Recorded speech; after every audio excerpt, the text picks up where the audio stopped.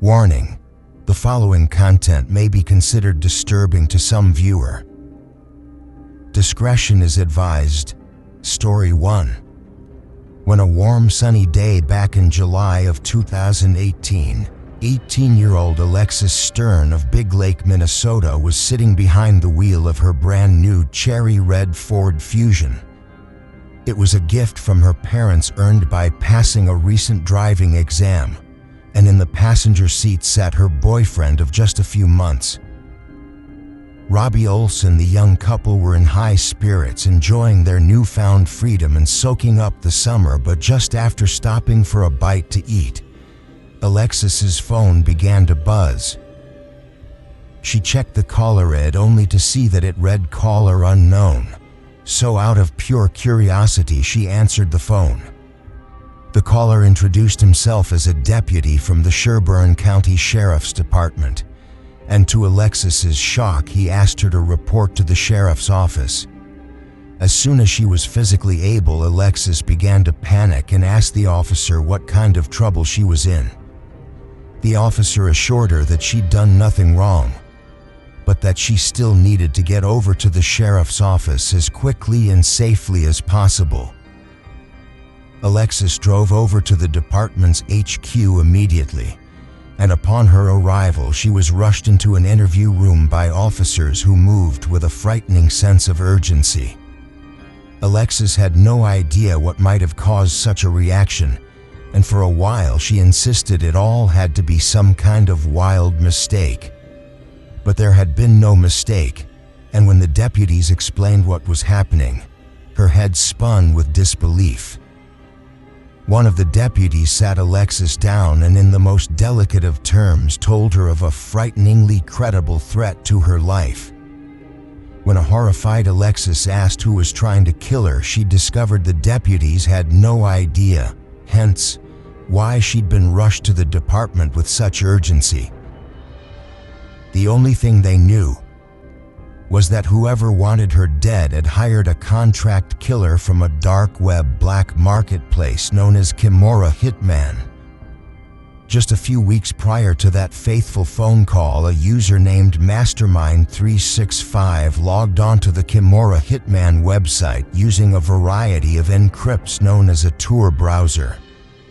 There, they sent the site's administrators a message asking if it was possible to purchase a kidnapping as opposed to a murder.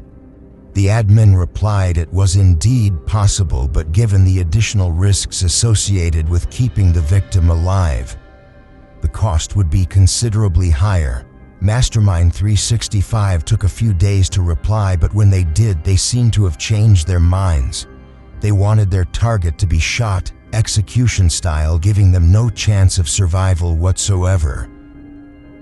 The user then sent just over $5,000 in Bitcoin to the organization's cryptocurrency wallet, along with a single digital photograph of Alexis Stern. That evening, Alexis drove back home under police escort. She was told the hit had only just been called in, meaning that she had at least a week or two before the hitman made a move. A professional would most likely take the time to case her house, track her movements, preparing and perfecting their plan while waiting for the optimal time to strike. But now that she was forewarned, Alexis also had time to prepare.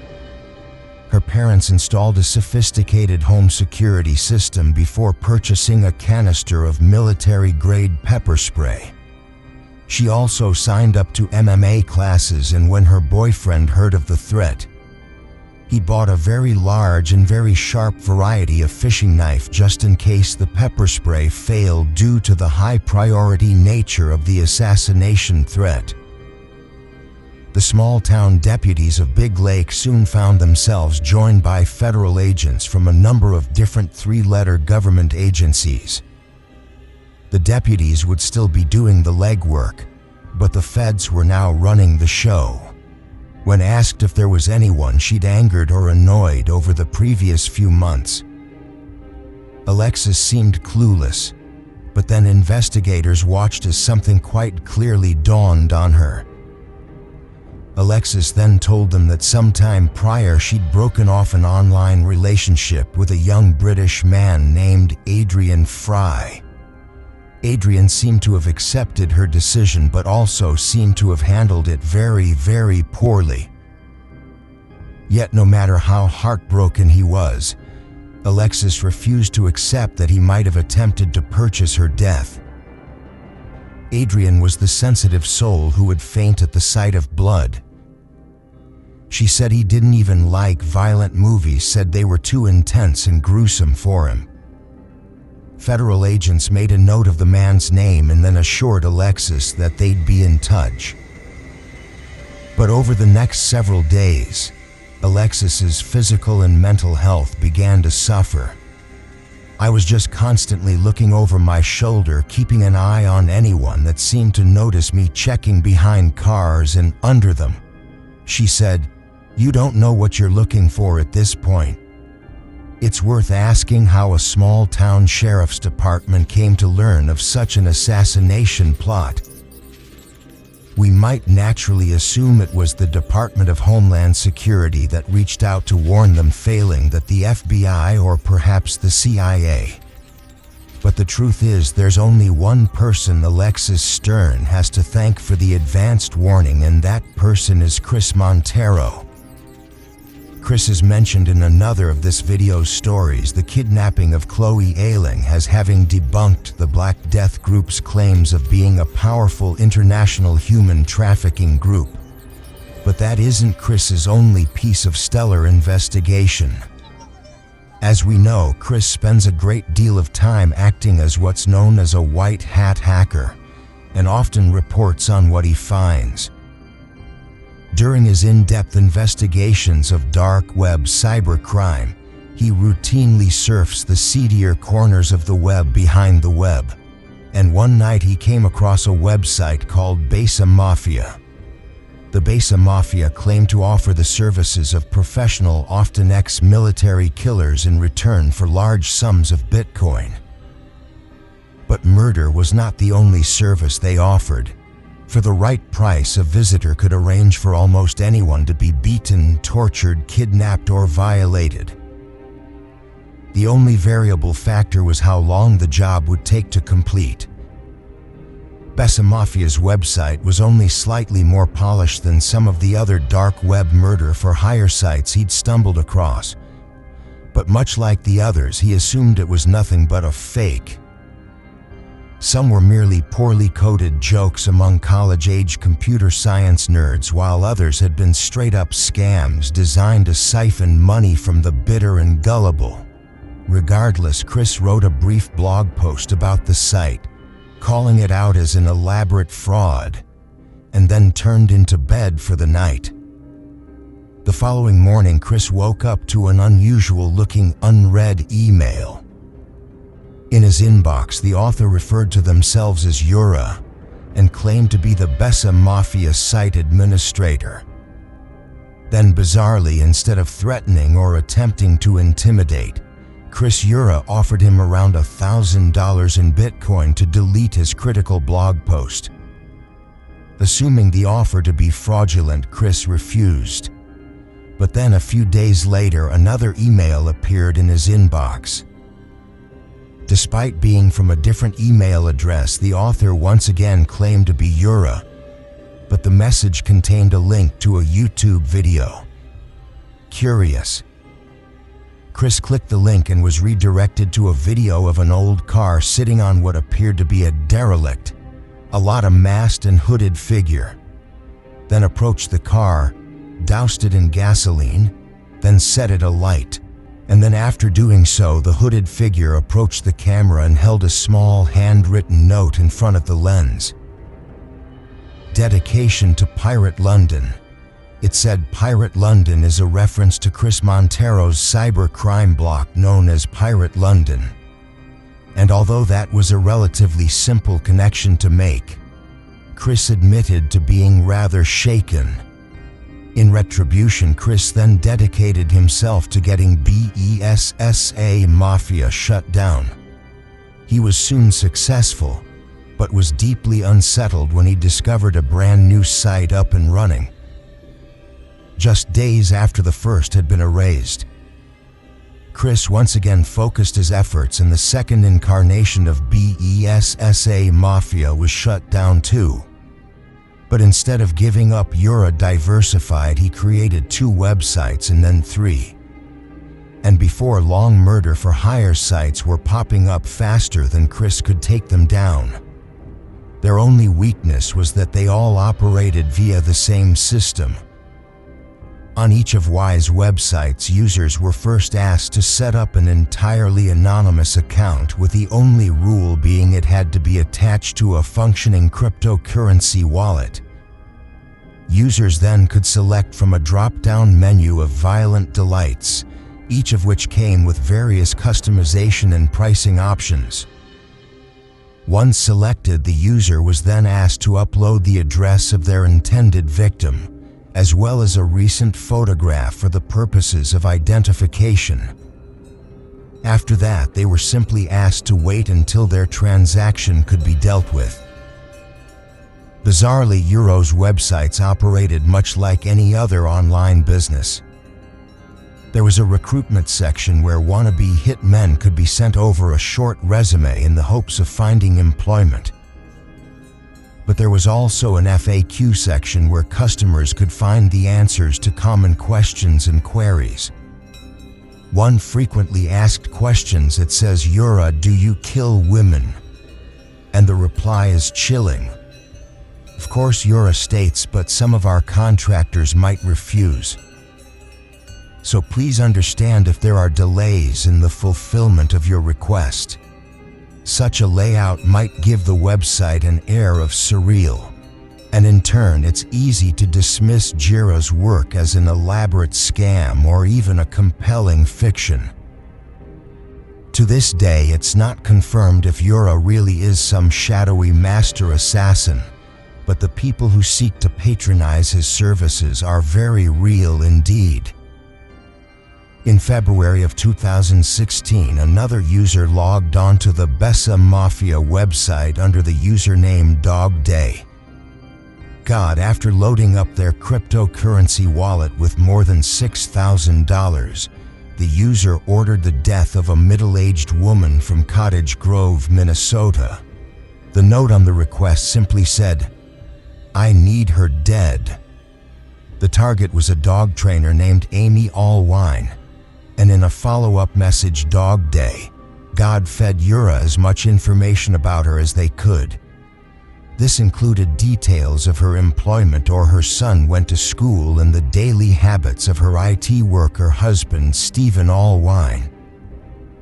Yura claimed that he can make it look like an accident, perhaps a hit and run or a freak fire. But on the proposed day of reckoning, nothing happened. Daydog, God sent what amounted to a letter of complaint to Yura asking why he and his man kept failing. "I do not care about date or method," they wrote. "You have her picture and address, so you can tell her, do whatever you need to do to get this job done. I ask that you only get her and not the dad or a kid, as the kid is a friend of our child's and I do not want to leave him orphaned." A few months later, another white hat hacker broke into one of Yura's websites and then forwarded every scrap of harvested data directly to the FBI. One of them was Amy Allwine. FBI agents rushed to the Allwine residence to warn Amy of the imminent danger, and left with assurances that security would be tightened much like the Stern family.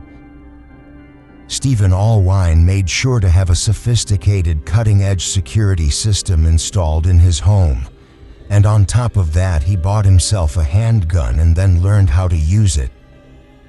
Amy must have felt like she was in good hands. Her husband had spent a hell of a lot of money to ensure her protection. And although purchasing a firearm was rather out of character for him, it was touching that he'd do whatever it took to keep her safe. With that in mind, we can only imagine Amy's surprise when just a few months later her loving husband walked right up to her, took out the gun. He'd learned to operate so deftly and shot her in the head with it. For years, Stephen Allwine had been arranging extramarital affairs using a website called Ashley Madison. He desperately wanted a divorce. But as an elder in the Midwest-based United Church of God, that simply wasn't an option for him. So after taking out a $700,000 life insurance policy on her, Stephen created an account on a website that claimed to offer the services of contract killers, and the name he chose was Dog Day. Stephen and Yuri's chat logs would become a piece of key evidence during the investigation into Amy's death. After shooting her in the head, Stephen had tried to make his wife's death look like she had taken her own life. The chat logs proved it was not in January 2018. He was convicted of first-degree murder and then sentenced to life in prison, but the conviction did not come easy. It has since emerged that America's FBI has refused to accept tips from British or European hackers and redirects them to their own national crime agencies, some of which refuse to deal with evidence obtained using so-called illegal methods. It also emerged that in February of 2017, Chris Montero had his apartment raided by heavily armed police. Before being arrested on suspicion of being the head of the Besa Mafia, apparently as an act of subterfuge turned petty revenge. Yura had rather subtly suggested that his real name was Chris M., and that he was employed as a systems administrator at a London-based IT firm. This was picked up by white hat hackers who matched the information to Chris's real-life persona. Then, before he knew it, he was being dragged away in handcuffs. It took 2 nights in a prison cell before police realized their mistake.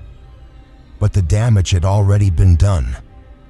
Yura had shown what he was capable of in the weeks following Alexis's warning. She heard next to nothing from the FBI or local law enforcement. They'd promised additional patrols in and around her neighborhood, but Alexis had seen very little uptick in police activity.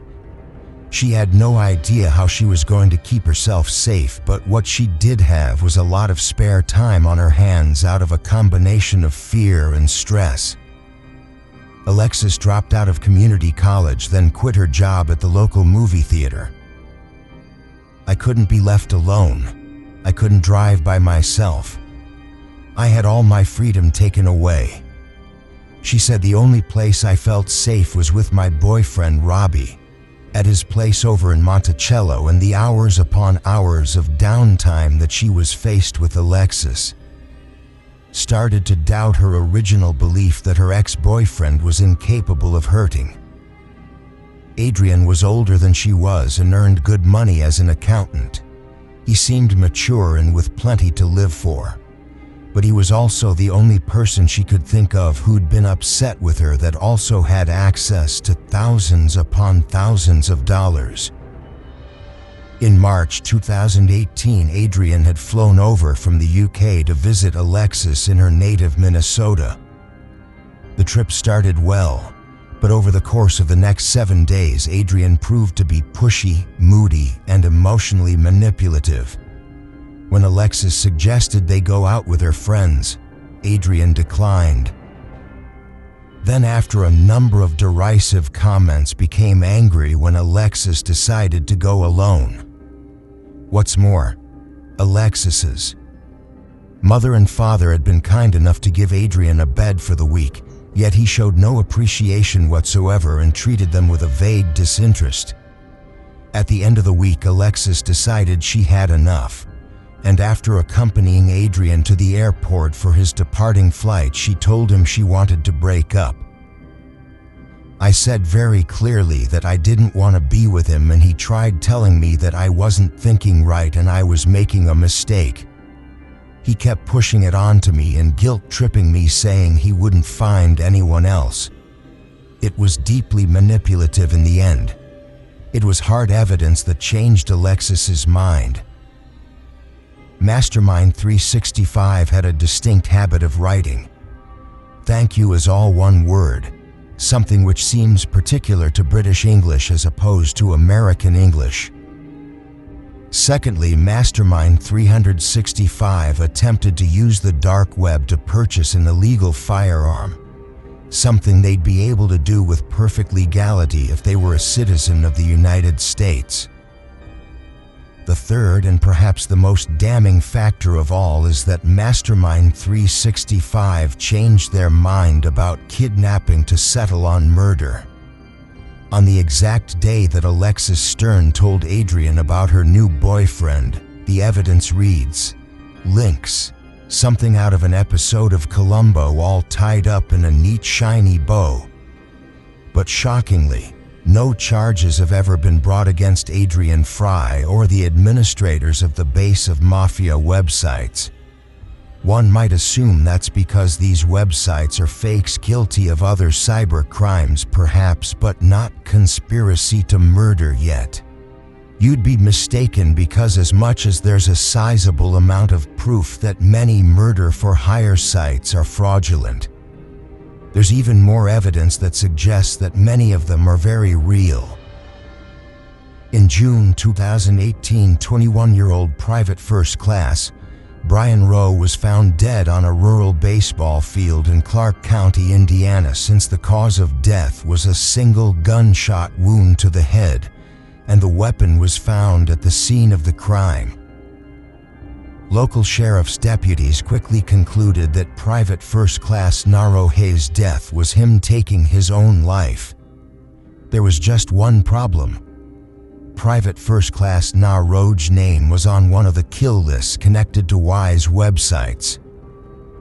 Just weeks before his death, a user named ToonBIB had offered Yura $6,500 in Bitcoin in exchange for Rowe's death.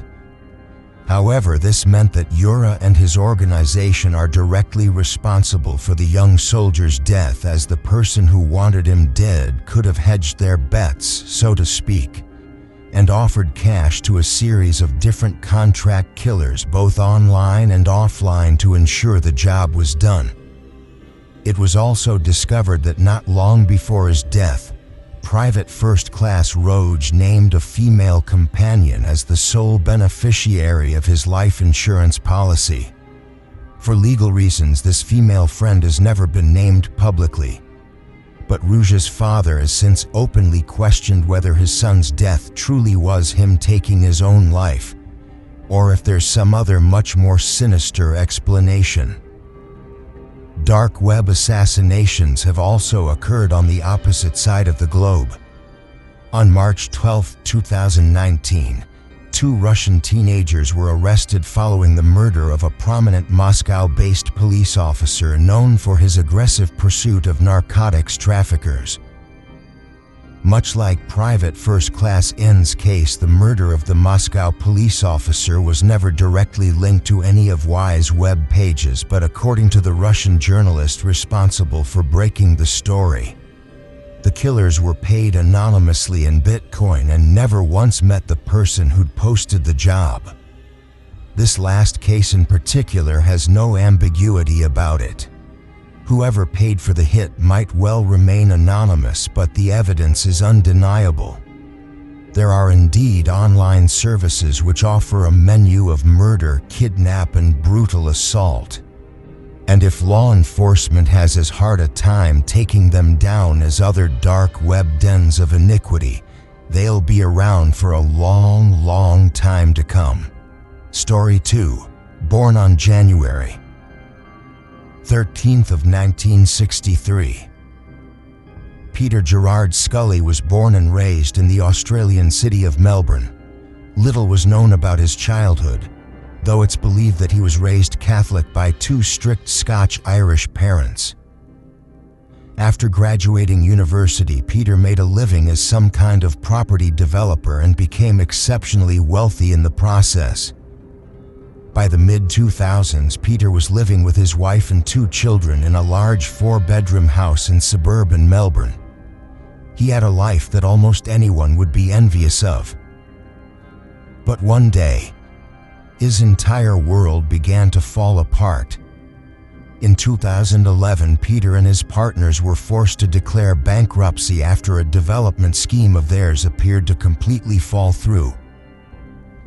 Very little work had been done on the actual construction site, yet Peter and his company claimed that every penny of the $2.6 million investment fund was gone. Naturally, their investors weren't happy and initiated legal proceedings against Peter and his partners. Peter claimed that he could account for losses in the way that was perfectly legal, but in reality he was already preparing to flee the country. For years he'd been scamming investors out of their money, and what amounted to a very well-disguised Ponzi scheme by the time it had emerged that Peter was indeed acting illegally. He had already fled Australia on a false passport before establishing an entirely new identity in the Philippines' capital of Manila. Once he'd established a degree of anonymity and knowing that Manila was the first place Filipino police would look for him, Peter traveled over land and sea before reaching the southernmost island on Mindanao. It was here that Peter began setting up a new life for himself.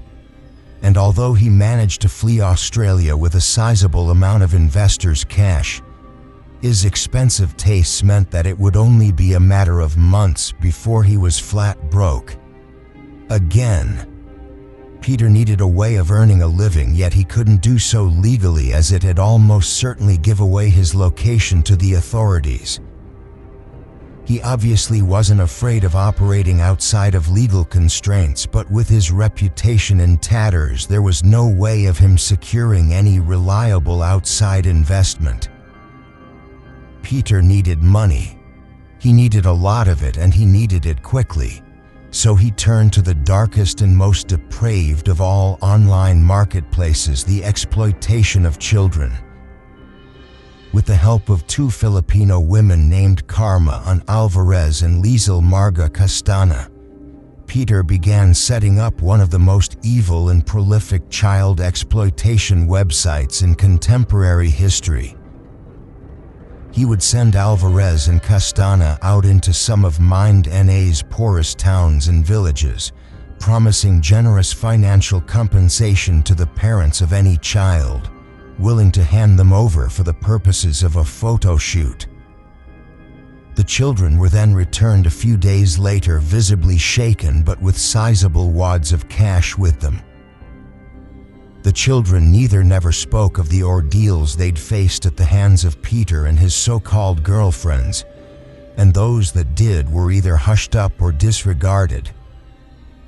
The harrowing abuse that took place at Peter's photo shoots were recorded before the videos were uploaded onto a dark web messaging forum that he created named No Limits Fun. The most notorious of these videos was entitled Daisy's Destruction and depicts the despicable abuse of 3 underage Filipino girls. A mere preview was uploaded to the web page while Peter offered visitors the full unedited recording for around $10,000. One of the most active of the abusers in the tape is the 19-year-old Lizel Marga, who had herself been trafficked at a similar age as the children that she ended up abusing. For 5 long years, Peter and his accomplices continued to traffic and abuse children. Until one day, Karma Alvarez appeared to have had a change of heart. To Karma's knowledge, Peter's routine was simple. He'd trick a parent into giving him their child record, their exploitation, and return them with money. But even this had proved too burdensome on her conscience. She apparently pressured him to raise his age bracket, so to speak, and to introduce alcohol to the girls so they didn't suffer as much during the abuse. Peter seemed to have agreed to this, as in 2015 he coaxed 2 teenage girls back to his home with the promise of food and alcohol. The girls came willingly at first, but when it became evident that Peter planned to abuse them and to document it no less, they attempted to escape Peter and his photographer. the identity of whom remains unclear, apprehended the girls in the process of their escape before brutally beating them and dragging them into the home's earthen cellar. There, each girl was forced to dig their own grave before Peter announced that they were to be buried alive. The girls begged and pleaded for their lives, swearing on all they held dear that they'd never breathed a word of what had occurred that evening. It was only then that Peter planned to let them go, confident that fear would forever seal their lips. But before that, he decided to hang on to them for a few more days just to make sure that he'd made his point clear. It was during this period of captivity that the girls were discovered chained up in the basement by Karma Alvarez, horrified at what Peter had done. She waited until Peter left the house and then freed the girls from their bindings and allowed them to escape. She then drove to the nearest police station and told the whole grim tale to a pair of dumbstruck police officers to locate and infiltrate Peter's dark web exploitation ring. The Filipino police enlisted the help of the Dutch National Child Exploitation Team. The international barriers in this investigation disappeared very quickly, noted Dutch detective Farid El Oudi. Everyone wanted the same thing, getting the responsible people behind bars. The CET's white hat hackers made short work of the website's digital defenses. It was a welcome breakthrough, but what they found was nothing short of traumatizing. Peter's website accounted for one of the largest collections of exploitative images police have ever found, with hundreds of thousands of images accounting for thousands upon thousands of potential victims. Peter's own contributions were merely the tip of the iceberg, but what police found most disturbing was the sheer demand for new content. The exact number of sales Peter made has never been made public, but the millions of dollars in cryptocurrency seized from his digital wallet gives us an idea of the sheer volume. When it came time to put Peter in handcuffs, an international dragnet ensured that he had no escape from the Philippines or its surrounding territories. Police eventually tracked Peter to Balay City, where he was arrested on February 20, 2015. His arrest and eventual conviction led to the apprehension of another Australian predator, 22-year-old Matthew Graham. Using the pseudonym Lux, Graham ran a number of what he referred to as hardcore sites on the dark web. These websites specialized in the proliferation of particularly violent child exploitation videos, and at his trial, Graham disgusted those in attendance by claiming that he had acted in the name of freedom. At his own trial, Peter Scully faced a grand total of 75 criminal charges, with most of them pertaining to the trafficking and exploitation of children. He was tried along with two other men, a Brazilian named Hano Dera and a German man named Christian Rausch, who was said to have played an intimate role in the recording and dissemination of Peter's crimes.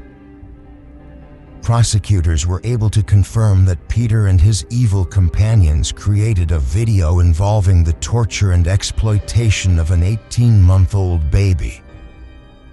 Sections of the video were shown to the jury, who later described how the girl had been hung upside down while the abuse took place. It should be noted that the footage was so graphic that several members of the jury sought psychological counseling in the aftermath of the trial, while prosecutors admitted to being traumatized at the trial's conclusion. "They were the most devastating thing I'd ever seen," said Ruby Mogg. "I cried when I was watching them. In fact, I feel like crying just now while talking about it. It was hard to believe what I was seeing, and hard to believe that somebody could do those things to children." One of the top figures in the United Nations Office on Drugs and Crime called the case the most horrific thing she'd ever had to deal with Peter's crimes being so severe that the Philippine government flirted with the idea of reintroducing the death penalty, which had previously been abolished less than 10 years prior. Northern Mindanao Chief Prosecutor Jamie MPA was quoted as saying, "If I had my choice, it would be death for Scully. I want it to happen. We have to send a strong message to others that if they come to the Philippines and torture and abuse our children in this way, they'll be investigated with the full force of law and executed." At one point during the trial, Peter Scully appeared to laugh and joke with his confidants. But when he was found guilty on 1 count of human trafficking and 5 counts of violating underage girls, he failed to see the funny side. The 6 counts were enough to secure a life sentence, but not all Peter's crimes have been accounted for. In November of 2022, Peter received a second conviction and was sentenced to an additional 129 years in prison, while his more repentant accomplice, Karma Alvarez, receives life with the possibility of parole. Lazo Maragao Castana was sentenced to 126 years in prison for being an active participant in the exploitation. 2 other accomplices, Alexander Lau and Maria Dorothea Chia, who were said to have played a lesser role in the exploitation ring, were sentenced to 9 years apiece. Since his imprisonment, Peter has complained of the conditions in the prison. He's being held at, claiming overcrowding and underfeeding has led to a rapid deterioration in his health. Jail warden Ferdinand Leo told the media that he wants to be pampered with luxury food and the mobile telephone so he can make international calls. He wants the same conditions as there are in Australian jails. But this is not Australia. Peter has refused to comment on the allegations, but it stands to reason that his lifelong home is severely overcrowded. The 5th prison and penal farm was built to house no more than 350 prisoners. But as of November 2022, it was home to almost 2,000 inmates. Yet it's difficult to feel any sympathy for a man who showed such a despicable lack of mercy or empathy for those whose lives he succeeded in destroying, all for his own perverse financial gain. But perhaps the most terrifying aspect of Peter's case is that jailing him barely made a dent in the ongoing effort to rid the world of child exploitation. There are many more monsters like Peter who lurk in the darkest, most forbidden corners of the dark web, dedicated to spreading the most heinous and unforgivable filth known to man. The only silver lining of such a dark, foreboding cloud is that for every evil dark web predator, there are a dozen equally dedicated law enforcement agents who want nothing more, and to put them in handcuffs. Story 3, born on October 24, 1988. Matthew Alexander Falter grew up in an upper-middle-class family in the small English village Offord in Shishi. He later studied at King's Secondary School in nearby Macclesfield, where he apparently excelled in his studies before being accepted to study seismic oceanography at the University of Cambridge Clara College. Following his attainment of a bachelor's degree, Matthew continued in academia, earning himself a master's and doctoral degree. Throughout his years of extended study, he then went on to become a postdoctoral researcher and lecturer at the University of Birmingham, and was a popular extroverted young man with a large and close-knit social circle. Friends described him as hilarious and larger than life, but Matthew was harboring a deep, dark secret of horrifying proportions. During his first or second year of university, Matthew shared a house with several other young students. It was the kind of accommodation the Americans might refer to as co-educational, where students are trusted to choose the most suitable housemates or one another regardless of gender. This is how Matthew ended up living with an unnamed young woman who spoke of his boisterous, sometimes edgy sense of humor. On one occasion, Matthew joked with a woman about secretly filming her while she used the home's shared bathroom. The suggestion was so ridiculously out of character for Matthew that the woman simply laughed it off and didn't take the suggestion seriously at all. But the truth was, Matthew really had been filming her while she'd been showering. It wasn't a joke, it was a soft admission. And since it wasn't taken remotely seriously, it emboldened Matthew to continue such predatory behavior. And then, as the years went by, Matthew would crawl deeper and deeper into a web of digital depravity, resulting in one of the most harrowing criminal prosecutions in British judiciary history. Like many of his peers, Matthew spent a great deal of time using a computer for research, writing, and study. But since Matthew was a purely dedicated researcher, he was glued to a keyboard for anything between 12 to 16 hours a day. Others might have found that staring at a screen for that long to be somewhat tedious, but Matthew didn't have a problem with it at all. He delighted in internet culture as he had began to navigate its exploits and inner workings. Matthew began to familiarize himself with what's referred to as Tor. Tor is actually an acronym standing for the Onion Router, a variety of free open source software that enables anonymous online browsing and communication. It directs internet traffic via a free worldwide network that consists of more than 7,000 relays, all maintained by dedicated volunteers. Tor protects a user's personal privacy by concealing their location and usage from anyone performing network surveillance or traffic analysis. But like any tool, it can be used for good or it can be used for evil. The only deciding factor is the user's intent, and in Matthew's case, his intent was nothing short of evil. Matthew began using his newfound anonymity to access violent child exploitation websites known as hardcore sites under the usernames 666 Devil and Evil Mind. Matthew not only viewed some of the most graphically disturbing videos in existence, but he also downloaded and circulated them among other corners of the dark web. These videos didn't just include those which depicted the abuse of children, but also the torture and execution of adults, the elderly, and animals, browsing websites such as Hurt to the Core and No Limits.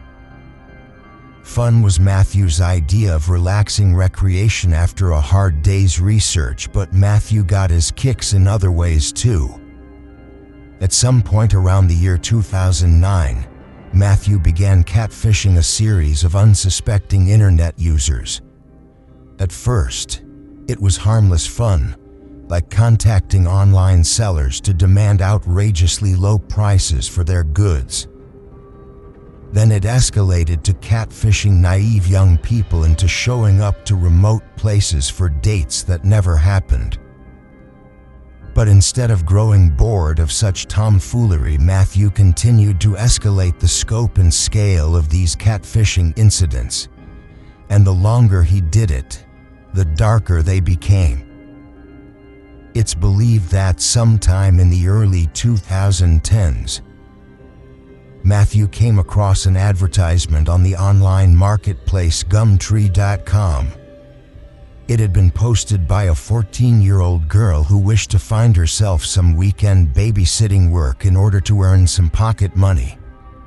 Posing a similarly aged art student named Liz, Matthew reached out to the unnamed girl, initiated conversation, and slowly began to win her trust.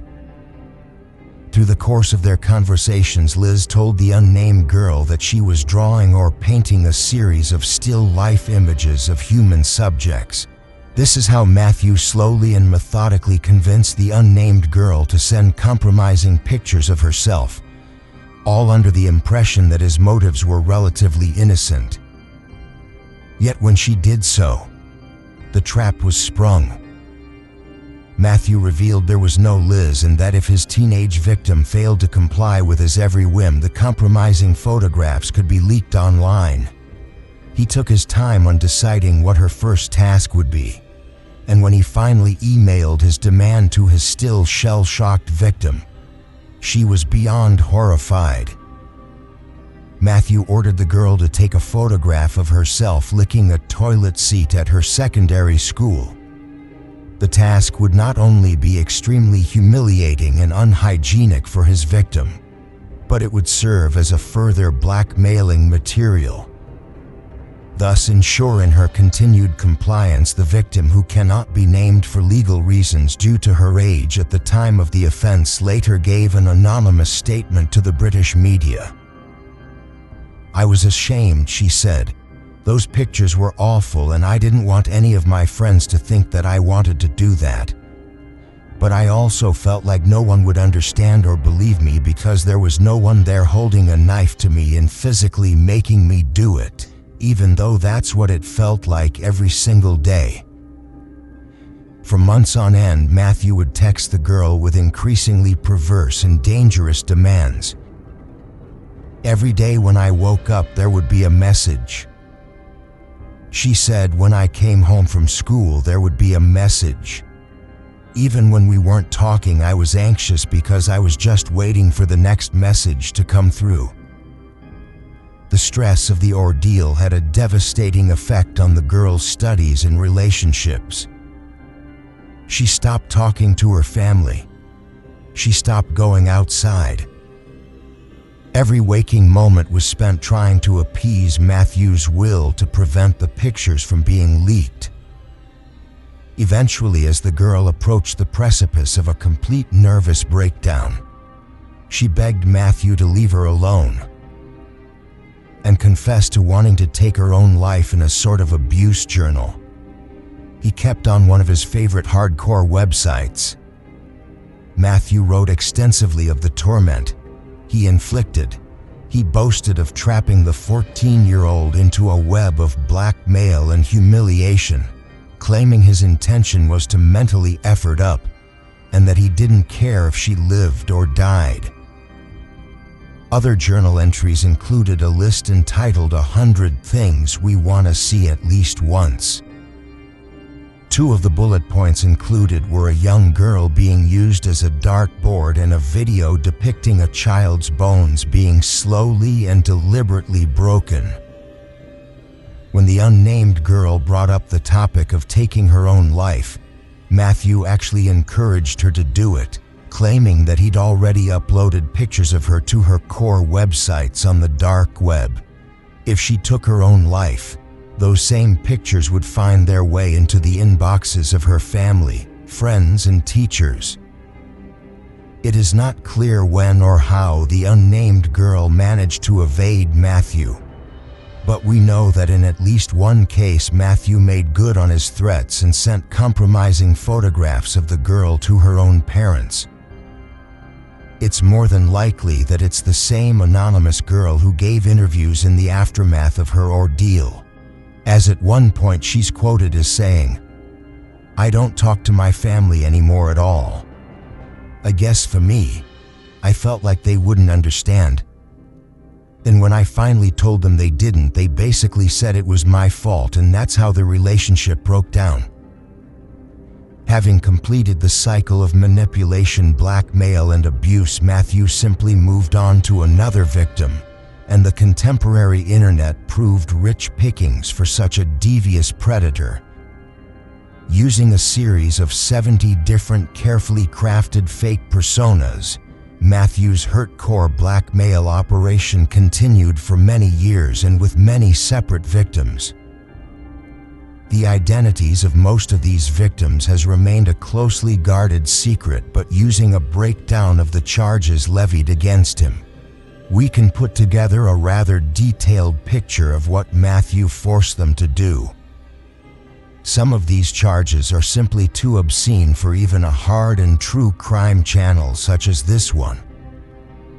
But of the more interesting and less obscene charges there was, and I quote, forced compulsory labor. And this meant that Matthew had blackmailed one of his victims into performing petty chores for him, essentially rendering them a modern-day chattel slave. Matthew was also charged with 3 counts participating in the activities of an organized crime group, meaning there's a good chance Matthew shared evidence of his crimes with a large online network of predators. But it wasn't just indecent images that Matthew shared. The UK's Crown Prosecution Service later charged Matthew with 2 counts of possession of a predator manual. One is believed to have simply been downloaded by Matthew and was written by another source, whereas the second such manual was almost certainly composed by Matthew himself and detailed exactly how he was able to blackmail so many different people from many different walks of life all at the same time.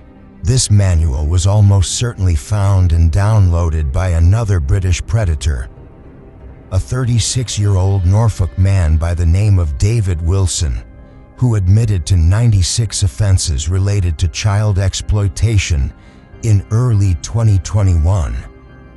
It seems the investigation into Matthew's online activities began sometime in 2013, and over the course of the next 4 years, Britain's National Crime Agency would be joined by none other than MI6, US Homeland Security, and the Australian Federal Police. The scope and scale of Matthew's offenses was so awful that even an unnamed Israeli intelligence agency became involved in the operation, who named him as one of the most prolific and dangerous cyber criminals in the entire world. In the beginning, William Kerr of the British NCA complained that tech companies displayed less than ideal cooperation during their inquiry into Matthew's identity. He said they had to be shown images of underage girls eating their own feces before they took the investigation seriously. Despite not specifically naming any one company, Kerr also claimed their lack of cooperation allowed Matthew to continue offending for much longer than if they fully cooperated with their investigation. But regardless, after a long and thorough investigation into his online activities, including an undercover officer filming him using a tiny button, camera police officers apprehended Matthew at his place of work, and he was arrested on June 21, 2017.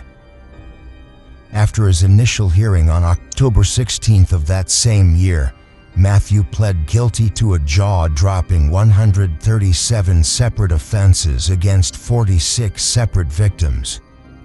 4 months later, he was sentenced to 32 years in prison with an additional 6 years parole following his eventual release. And Judge Philip Parker described Matthew as warped and sadistic, and that his behavior was cunning, persistent, manipulative, and cruel, and that he quite clearly reveled in the pain and anguish he caused.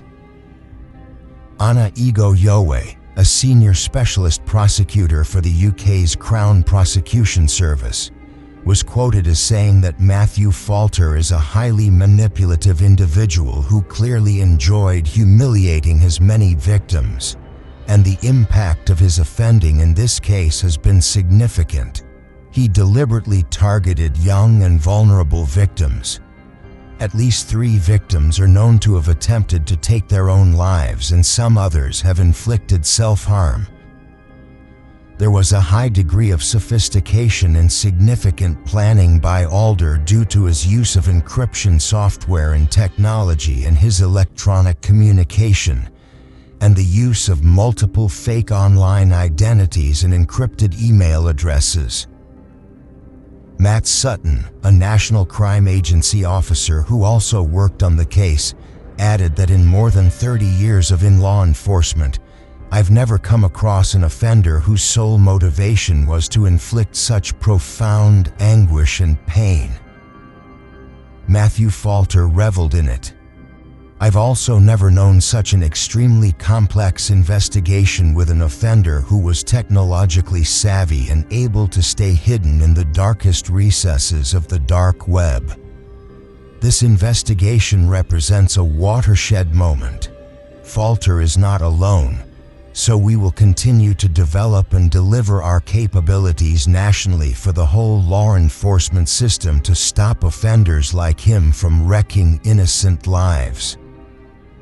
I commend the victims for their bravery, and I urge anyone who is being abused online to report it. There is help available. In the immediate aftermath of his sentence, Matthew and his attorney lodged an appeal claiming that 32 years in prison was far too harsh punishment for someone who'd never physically hurt any of his victims. Shockingly, the following year saw his sentence reduced from 32 to 25 years with an additional 8 years on license.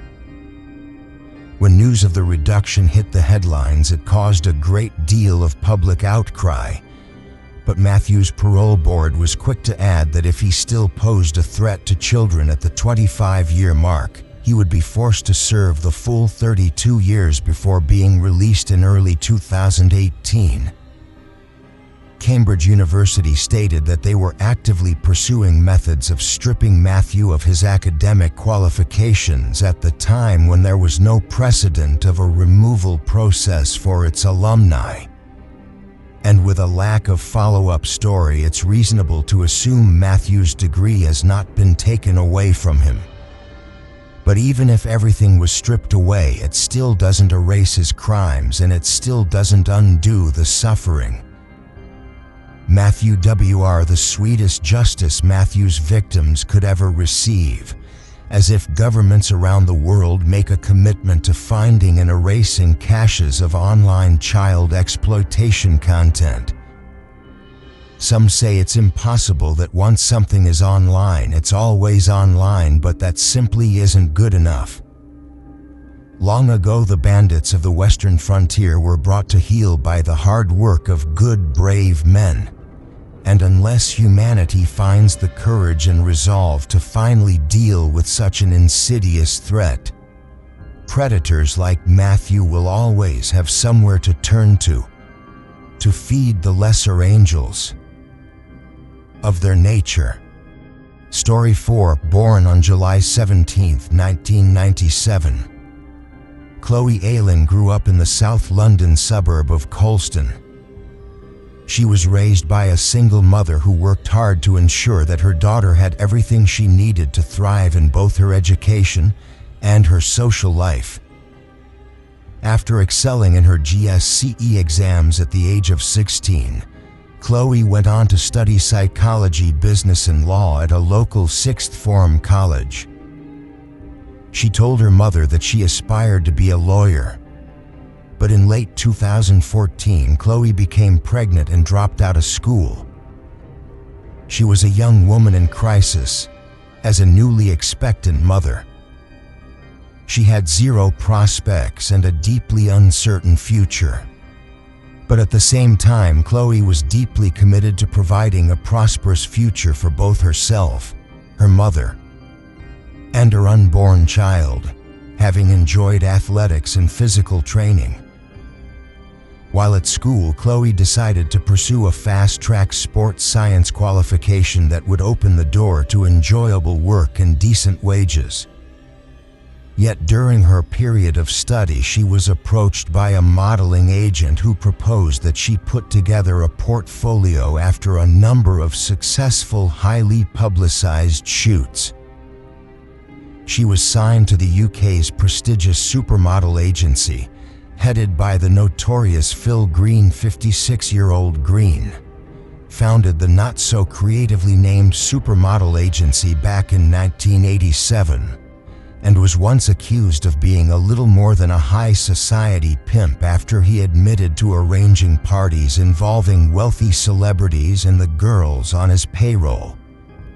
Green has since insisted that there was nothing inappropriate about these parties, and a brief police investigation concluded that while somewhat sleazy, his actions hadn't broken any laws yet. We can't help but wonder if his penchant for making arrangements didn't factor into the fate of the newly signed 20-year-old Chloe Aymen. In March of 2017, Green received a phone call from a man calling himself Andre Law, who wished to hire one of his models for a photo shoot in Paris. Green decided Chloe was the best girl for the job, and in early April he sent her off to Paris for a few days to complete the shoot. Yet just hours before it was due to commence, SIO contacted Green to cancel. He apologized profusely but promised to call back in a few months. Once the shoot could be reorganized, Green was displeased with the cancellation. Yet Lau proved true to his word, and in July of that same year he called back for another proposal. This time in the Italian city of Milan on July 12, 2017. Green agreed to the arrangement, but there was one small problem. There was no Andre. Lau and Green had inadvertently shepherded his client into one of the most harrowing ordeal of her entire life. When Chloe failed to return home on the expected date, her terrified mother contacted Mr. Green to voice her fears. Mr. Green then attempted to contact the fictitious Andre Lau, but none of his calls were answered. The next morning, Mr. Green noticed an unread email in his inbox, and upon opening it, his jaw hit the floor. The email stated that Chloe was now the property of an organization known as Black Death Group in conjunction with Chloe's family. Mr. Green had 72 hours to deposit €300,000 worth of cryptocurrency into an online wallet, or she'd be auctioned off to the highest bidder via a dark web slave auction. The only signature on the email read, "MDA horrified." Phil Green immediately reached out to the British consulate in Milan and requested immediate assistance in rescuing his imperiled client. Then, in coordination with British diplomats, the Italian police conducted a raid on the property, believed to be Andre Lau's photography studio. Once inside, the officers discovered it was no studio, but rather a filthy, cramped apartment with no electricity or running water.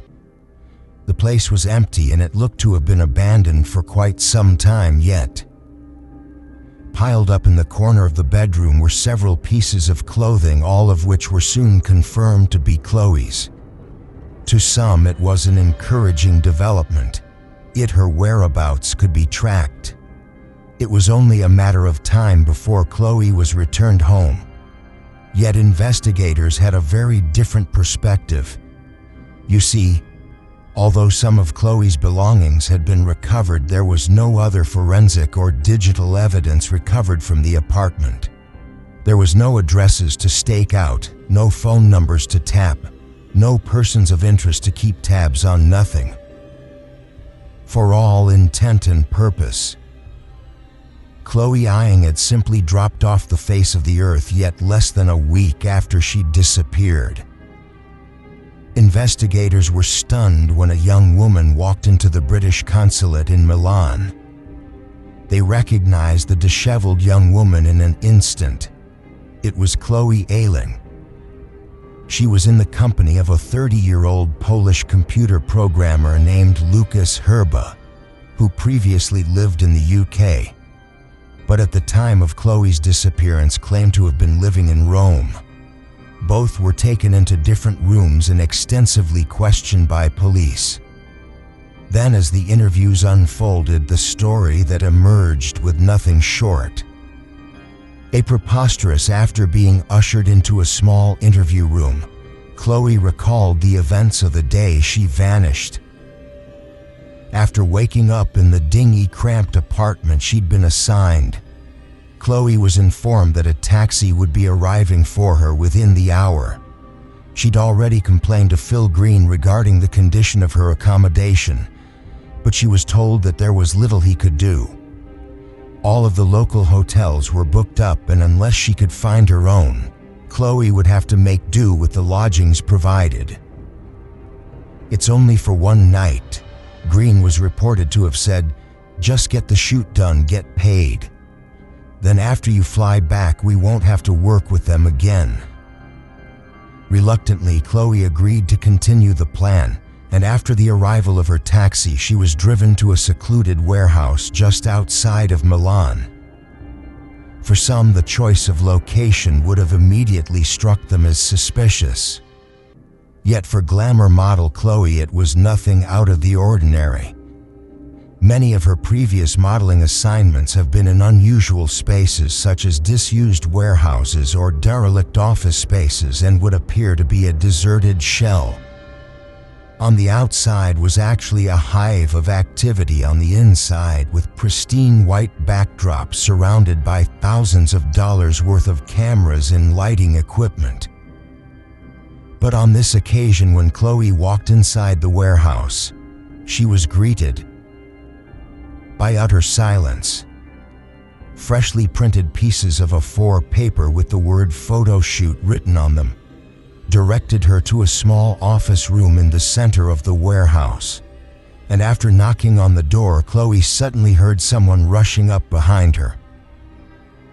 "When I felt a gloved hand over my mouth and nose, I panicked." She later said, "My head was being held back, another arm pinning me across the neck. Then I saw another masked man rush in front of me with a needle. I tried to fight, but I couldn't. He grabbed my right arm, pushed up my sleeve, and I was wrestled to the floor. The masked man was over me, the syringe piercing my skin, and that's the last thing I remember." Sometime later, Chloe awoke in pitch darkness and quickly realized she couldn't move. She was still incredibly disoriented from the sedatives she'd been forcibly injected with, and it's possible that this was the only thing that prevented her from suffering a severe panic attack. Once she realized she was confined to a terrifyingly constricting space. There was black, rubbery material all around me, and I soon realized that I was in some kind of bag. Chloe later said, "I tried to open my mouth, but I couldn't. There was tape across it. Eventually, I managed to peel it off so I could breathe properly, but that's how I realized that there was metal around my wrists and ankles. They'd been handcuffed too."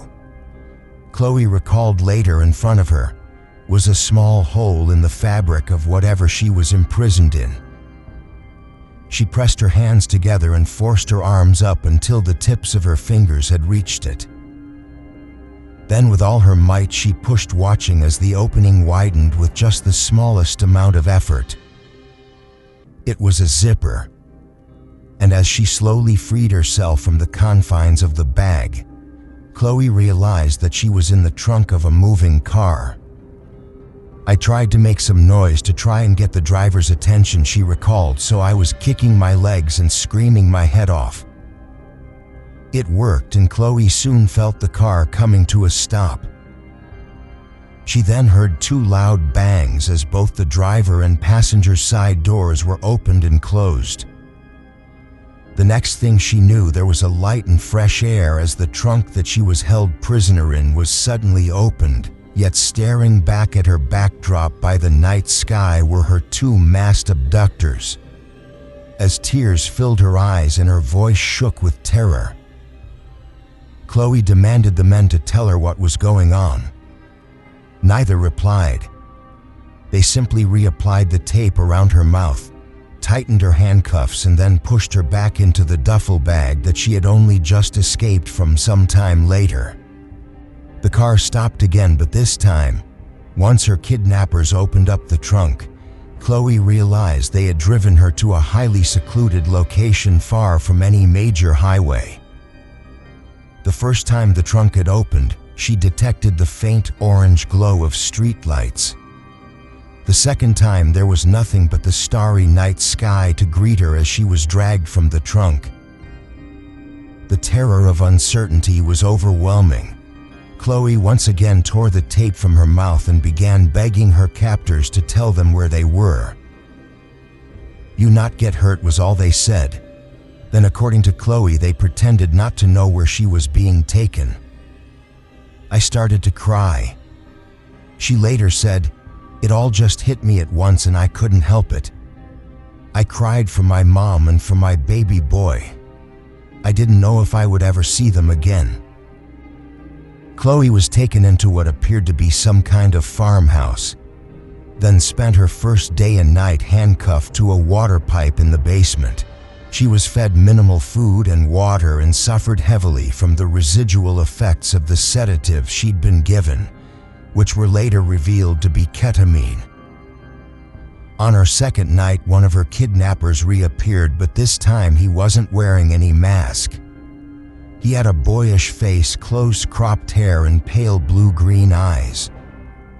Then as he approached, Chloe began to tremble with terror, yet to her infinite relief. The man appeared to reassure her in broken English, then asked if she wanted to share his bed for the night. "I'm not going to say no.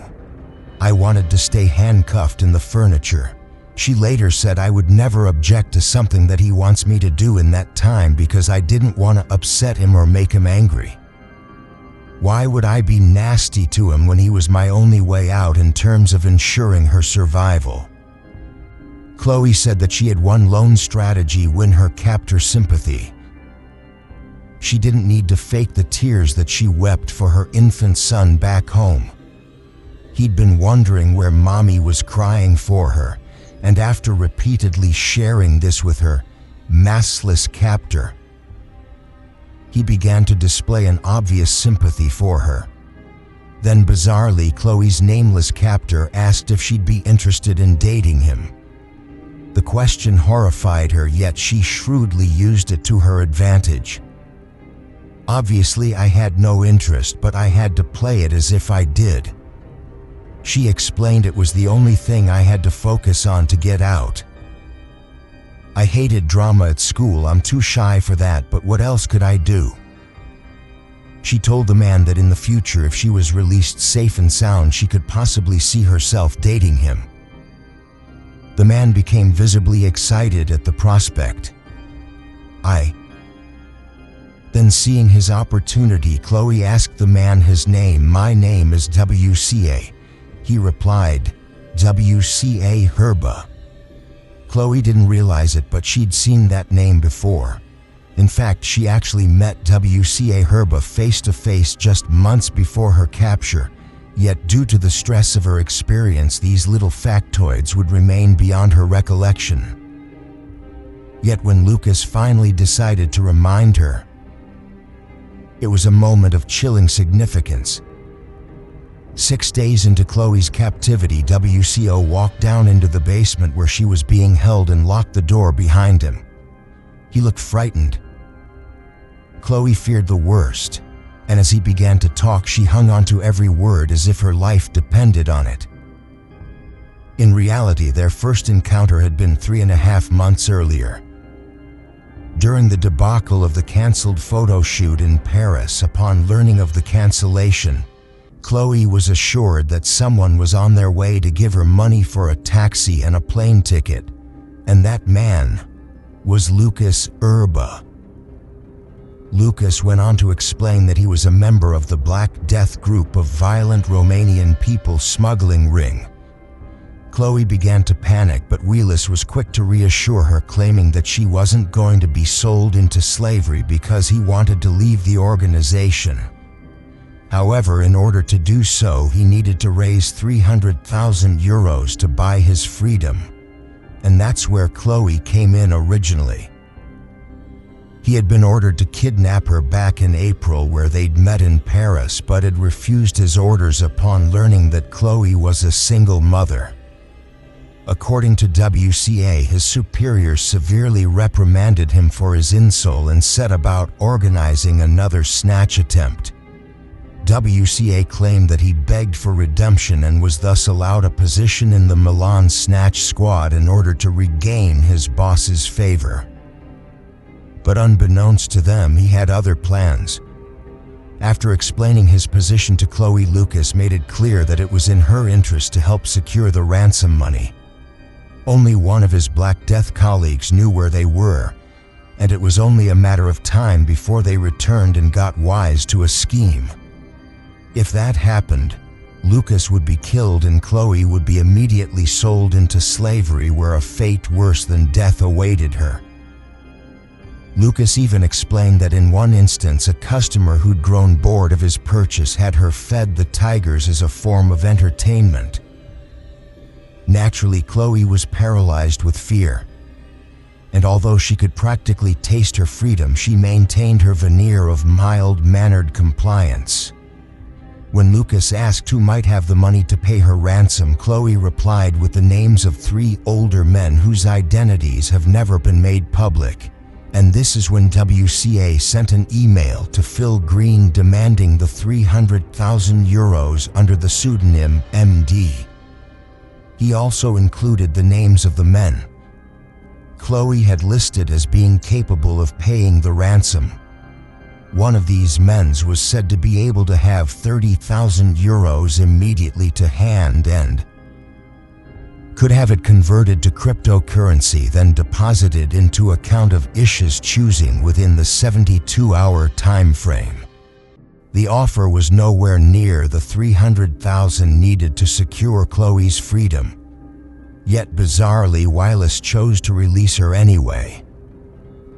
He did, however, have a number of conditions. Not only would he require an additional €50,000 in Bitcoin, Chloe would be responsible for spreading word of the Black Death group in the United Kingdom, essentially as a way of spreading fear via propaganda. He claimed to have compromised with his superiors, who had laid out a new set of conditions for his departure from the group. Chloe agreed to his every stipulation, knowing she'd abandoned her promises when she was safely back in the UK once Chloe had sworn to obey his commands.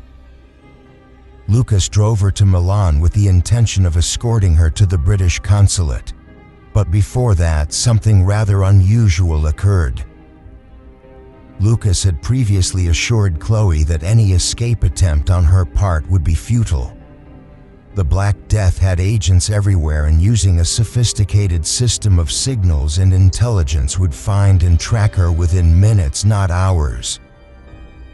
Yet when they arrived back in Milan, the one place Chloe would have gravitated to during a potential escape attempt, Lucas seemed happy to waltz around the piazzas without a care in the world. He took Chloe to a cafe. They ate lunch together, then he bought her a pair of shoes as some kind of bizarre parting gift. After that, Lucas walked her to the British consulate, totally under the impression that he'd be free to simply walk away after dropping her off. Even when asked to step into an interview room, Lucas seemed perfectly confident.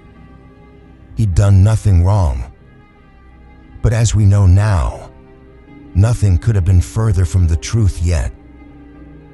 As Chloe and Lucas's interview unfolded, the police took umbrage with one particular detail. She claimed that all her new clothes had been given to her at the farmhouse. Yet when it was discovered the shoes were a recent purchase, the police checked the CCTV footage. They spotted Chloe and Lucas holding hands. Chloe had neglected to tell the whole truth regarding the day's events, and to her horror, it seemed to cast doubt on her entire story.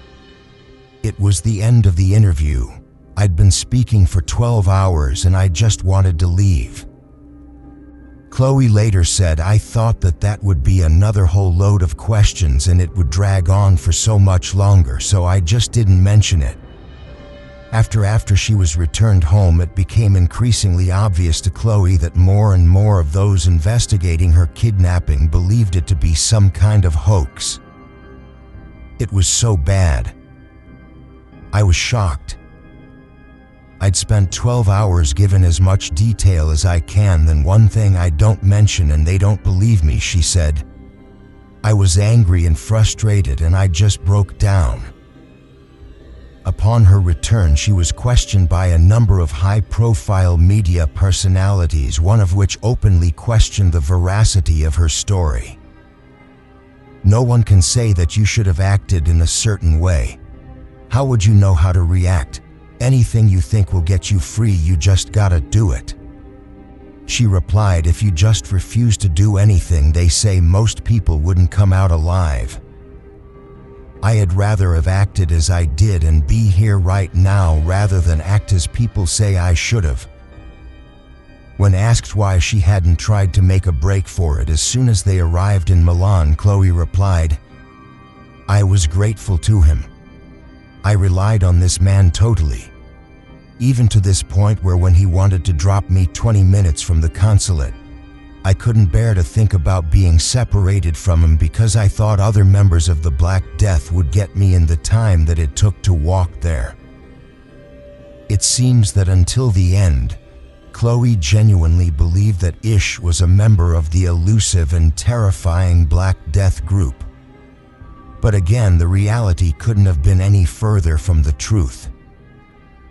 In the weeks following Chloe's return and the media firestorm that followed in her wake, the Black Death group gained more publicity than they ever could have wished for.